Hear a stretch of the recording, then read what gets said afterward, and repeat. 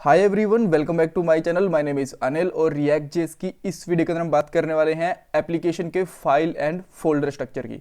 देखो, आपको ध्यान होगा दो वीडियो पहले हमने एक एप्लीकेशन बनाई थी रिएक्ट की, और उसके अंदर कुछ फाइल्स एंड फोल्डर अपने आप ऑटोमेटिकली जनरेट हो गए थे, राइट। जिसको हमने रिएक्ट क्रिएट ऐप की हेल्प से बनाया था, राइट। सो अब ये देखने वाले हैं कि उस हर एक फाइल का क्या पर्पज़ है, उस फोल्डर की क्या पर्पज़ है, और क्यों फोल्डर्स और फाइल वो इस तरीके से बनाए गए हैं। ये सारी चीज़ें हम देखने वाले हैं।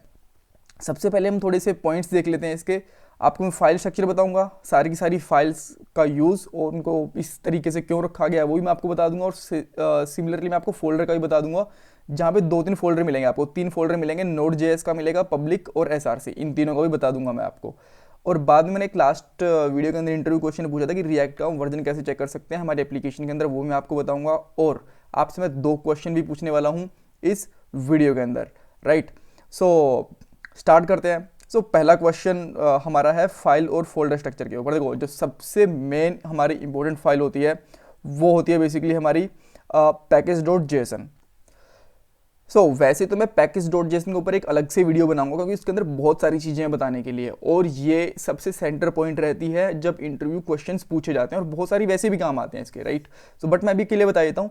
इस फाइल के अंदर आपका फाइल का नाम, वर्जन, सारी की सारी कमांड्स और जितने आपने पैकेज डाल रखे हैं वो भी मिलते हैं। और एक इंटरव्यू क्वेश्चन का आंसर आपको यहाँ मिल जाएगा कि रिएक्ट का वर्जन आप यहीं से चेक कर सकते हो कि क्या आपका रिएक्ट का करंट वर्जन है। तो आपका रिएक्ट का करंट वर्जन है 17.0.1। अगर आप ये वीडियो कुछ टाइम बाद देख रहे हो और कुछ साल बाद देख रहे हो, तो हो सकता है कि इस जो ये वर्जन है ये 18 तक या फिर 19 तक भी पहुंच सकता है, राइट। वो जैसे जैसे आप रिएक्ट वाली रिएक्ट क्रिएट ऐप इंस्टॉल करोगे तो लेटेस्ट वर्जन ही आता है हर बार, राइट। उसके बाद में एक और हमारी फाइल होती है package dot log dot JSON. नाम में दोनों ही सिमिलर लगती है, बट इसके अंदर देखा जाए तो एक लॉग का फर्क है। ये क्या करती है, देखो, ये आपकी जो पैकेज डॉट जेसन है ना, इसकी डिटेल रखती है। आपको मैं दिखाता हूँ इसको ओपन करके। और एक मेजर इंटरव्यू क्वेश्चन ये होता है कि पैकेज डॉट जेसन और package underscore log dot JSON के अंदर फर्क क्या होता है, राइट। देखो, ये क्या करती है, आपके जितने भी पैकेज होते हैं सारे के सारे पैकेज की पूरी हिस्ट्री रखती है, उनकी कंट्रोल करती है। वर्जन कंट्रोल कैसे, देखो, अब मैं एक छोटा सा एग्जांपल लेके बताता हूँ आपको। बेबल वाला पैकेज है, राइट। ये आपके एप्लीकेशन में इंस्टॉल हो रहा है। इसका करंट वर्जन, इसका रिजॉल्व कि ये कहाँ से हमने उठाया है, कहाँ से इंस्टॉल करा गया है, वो, इसकी इंटीग्रिटी के अंदर इसका एक हैश कोड होता है, जिसको आप कह सकते हो कि इनक्रिप्टेड कोड में होता है, ये होता है। और हर एक पैकेज की कितनी डिपेंडेंसी है वो भी रखता है। जैसे कि बेबल कोर है, बेबल कोर की किन पैकेज के ऊपर डिपेंडेंसी है, बेबल कोर फ्रेमवर्क के ऊपर, जनरेटर के ऊपर, हेल्पर के ऊपर। तो इन सब की हिस्ट्री भी सारी सारी संभाल के रखता है।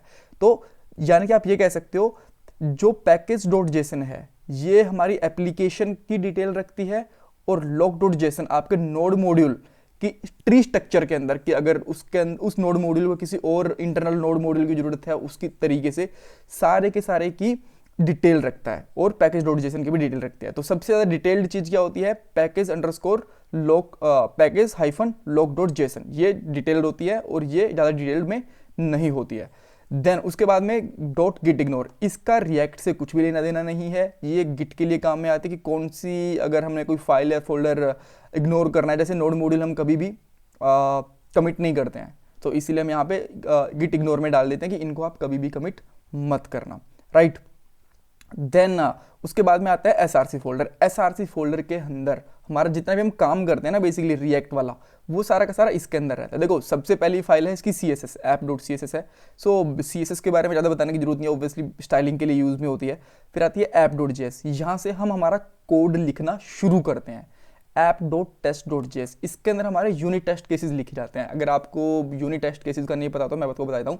डेवलपर यूनिट टेस्ट केसेस लिखते हैं, उससे क्या होगा कि कमांड लाइन के थ्रू वो कुछ टेस्ट केसेस रन करके देखते हैं। उससे जो टेस्टिंग टीम होती है उनका लोड कम हो जाता है, और हमें पता चल जाता है एक ही कमांड के साथ में कि कहीं बग वगैरह तो नहीं है, राइट। ये वैसे एडवांस जीएस के लेवल की चीज़ें हैं, तो अभी हम ज़्यादा डिस्कस नहीं करने वाले इसके बाद में। और इंडेक्स डॉट CSS ऑब्वियसली ये फिर स्टाइल के काम में आ सकती है। आप जितनी मर्जी फाइल बना सकते हो स्टाइल की, यहाँ पे कोई बाउंडेशन नहीं है। इंडेक्स डॉट JS ये आपकी रिएक्ट की एंट्री पॉइंट होती है, राइट। आपको ध्यान रखना, आपकी रिएक्ट की एंट्री पॉइंट कहाँ से होती है, इंडेक्स डॉट JS से, राइट। बाद में ये एक लोगो आ गया है यहाँ पे, राइट। ये अगर आप देखोगे, अच्छा, इस तरीके से, क्योंकि SVG होता है ना, वो इसी तरीके से लोगो बनाती है। तो इसके बारे में भी आपको ज़्यादा डिटेल में जाने की जरूरत है नहीं। एसवीजी लोगो होती है, जैसे पीएनजी इमेज होती है वैसी एसवीजी इमेज भी होती हैं, राइट, ठीक है। रिपोर्ट वेब विटल ये क्या करती है, ये आपको परफॉर्मेंस की रिपोर्ट निकाल के देती है और ये आपको बेसिकली इंबेडेड मिलेगी index.js के लास्ट के अंदर। और डिटेल के लिए यहाँ पे इन्होंने थोड़ा सा बता भी रखा है कि start measuring performance of your application, right. और ज़्यादा डिटेल देखनी है तो आप यहाँ से भी देख सकते हो, यहाँ पे इस रिपोर्ट को सबमिट भी कर सकते हो, राइट।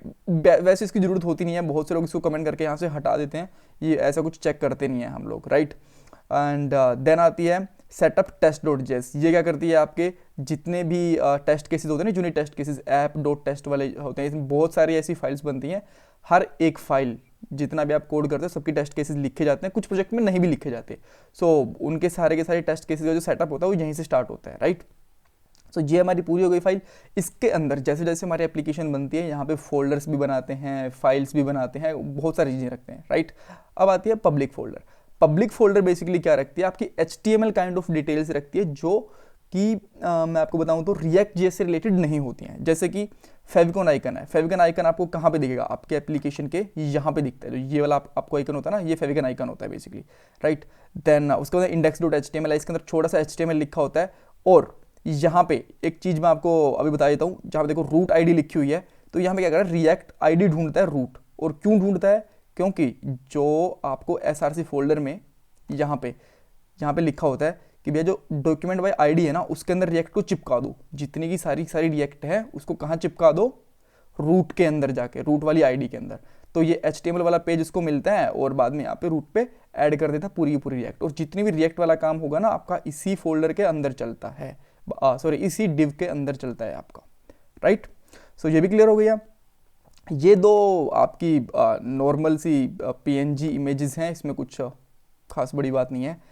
manifest.js इसको हम कहते हैं मेटा फाइल्स। मेटा फाइल्स क्या करती है, कुछ जो आपके छोटे मोटे आइकन्स वगैरह होते हैं वो रखती है, डिस्प्ले के और कलर के थीम वगैरह रखती है। और ये यूज़ कहाँ होती है, ये बेसिकली यूज़ होती है जब प्रोग्रेसिव वेब ऐप बनाते हैं, बेसिक लेवल पे इसकी कोई जरूरत नहीं होती, चाहते इसको डिलीट भी कर दो। और ये जो robots.txt है, ये बेसिकली गूगल को जो सर्च इंजन होता है उसे प्रोटेक्ट करने के लिए यूज़ में करते हैं। इसका भी रिएक्ट में से दूर दूर तक कोई लेना देना नहीं है। नोड मॉड्यूल क्या होते हैं, जो पैकेज जिनकी हमें ज़रूरत पड़ती है। यहाँ पे आपको बहुत सारे पैकेज दिखेंगे, यहाँ पे भी आपको रिएक्ट भी मिलेगी, मैं आपको ढूंढ के दिखाता हूँ, just give me a moment, मैं स्क्रॉल ही कर रहा हूँ अभी के लिए। बहुत सारे पैकेज होते हैं, ये सारे के सारे पैकेज, क्योंकि इनकी डिपेंडेंसी ही इतनी सारी होती है एक पैकेज के अंदर, फिर इनको 2-4 पैकेज चाहिए होते हैं यहाँ पे, राइट। ये देखिए रिएक्ट जेएस की जितनी भी फाइल्स हैं यहाँ पे मिल जाएंगी, रिएक्ट डोम है, रिएक्ट जेएस है, रिफ्रेश है, स्क्रिप्ट है, सारी की सारी आपको यहीं पे आप जो पैकेज हैं आपको यहीं पे मिल जाते हैं, राइट।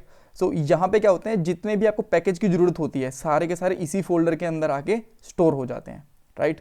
और पता कैसे चलता है कौन से पैकेज आएंगे, वो इनसे पता चलता है। देखो यहाँ पे है ना डिपेंडेंसीज, इस तरीके से डाइव डिपेंडेंसी भी होती हैं। अब इसके अंदर डाइव डिपेंडेंसीज है नहीं, जब कोई एक्सटर्नल पैकेज डालोगे तो डाइव डिपेंडेंसीज भी बन जाएंगे। तो इस तरीके से इन सारे पैकेज की जो कोड होता है वो आपको मिलता है यहाँ पे नोड मॉड्यूल के अंदर।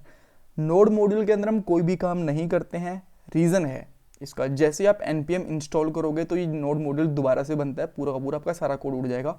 तो आपको यहाँ पे कोड नहीं करना है, कोड आपको पब्लिक वाली फाइल में भी नहीं करना है, आपको SRC में करना है।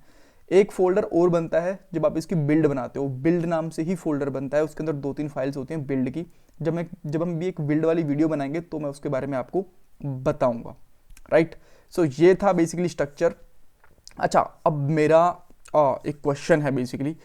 पहली बात तो ये जो काफ़ी मतलब जिसका वैसे मैं आंसर दे चुका हूँ, बट अगर आप चाहो तो दे सकते हो, सबसे इंपॉर्टेंट फाइल कौन सी होती है इनमें से, राइट।